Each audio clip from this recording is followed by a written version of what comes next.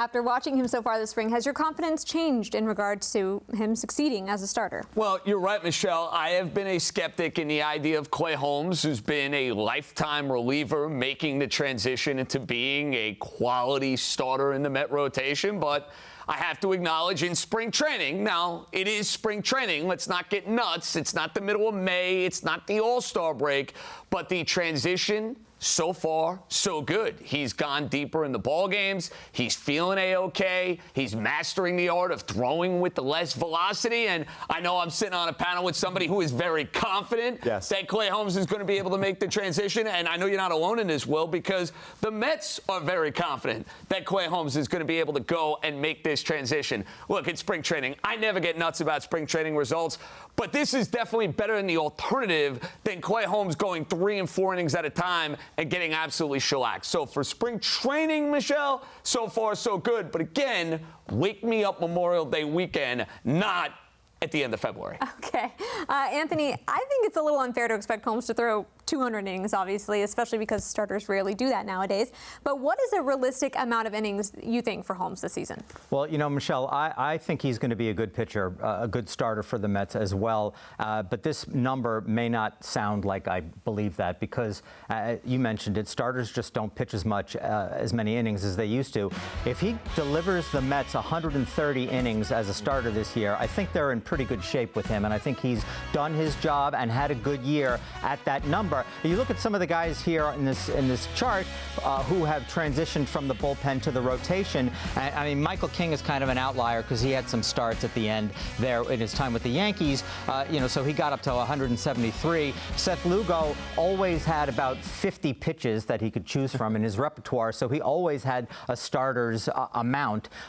So those guys got a good chunk. Holmes has got some things going for him. He's a huge guy. For instance, everybody loves starting pitchers as big monsters, and he is 6'5".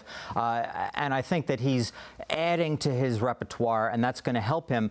But, that's 130 or so innings is like 26 starts at 5 innings a pop there. I mean, is he really going to go over that? I mean, I know the Mets believe that they can push him. Will certainly believes that he can go far further than that, too. I'm a big Clay Holmes believer. I'm acknowledging. Yeah, exactly. I'm acknowledging. Yeah, no, we want to give you the credit if he goes. But 130 innings doesn't sound like much, but it would be a good thing for the Mets, I think. Yeah, I'm a little disappointed that you didn't go to 150 like we were talking about. But, hey, I'm pretty confident in Clay Holmes just because of the pitches that he's introducing and that the Mets are helping him develop.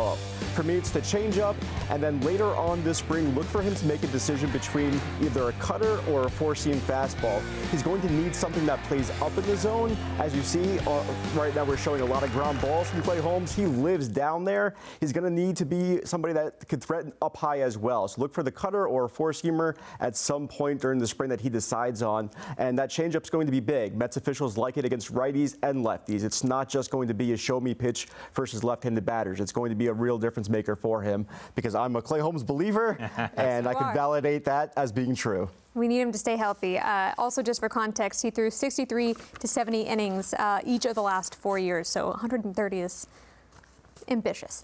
Let's move on to pitch clock. You each have 45 seconds to make your pitch for a team to win the National League East. JJ, you first. Thanks for the T-Box. I'm going to make the case for the Atlanta Braves to go and win the National League East. This is a team that struggled mightily last season. Guess what? They still found their way to the postseason with very little from Ronald Acuna, losing Spencer Strider, having Matt Olson in a down season where it took him 3.5 months to go and get hot, and Austin Riley was not at his very best. This is a lineup that is absolutely loaded with young, talented position players. I think Chris Sale is the real deal at the top of the rotation.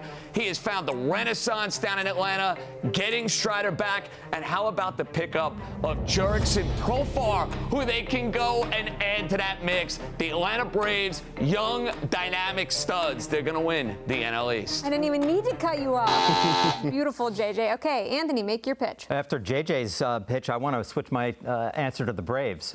No, I'm kidding. I picked the Philadelphia Phillies, and I'll tell you why. Not only can they score runs, but they can stop you from scoring runs as well, which with what might just be the best rotation in baseball, topped by our old friend Zach Wheeler, who just might be be the best starting pitcher in baseball. And then if you go Aaron Nola after that, Ranger Suarez, Jesus Luzardo, Christopher Sanchez, they had 4 guys pitch 150 or more innings last year, guys, which is rarefied air in today's game, obviously. And then you start talking about the star power on offense. Trey Turner starts it off. He's still, to me, one of the most underappreciated players in baseball with an enormous skill set, 40 homer type guy, and Kyle Schwarber. And now we'll get to the big dog, Bryce Harper. I think there might be another MVP season in this guy's career. Didn't even get to finish the word. Wow. Freeze frame. Good. That was good. That was good. Okay, Will, make your pitch.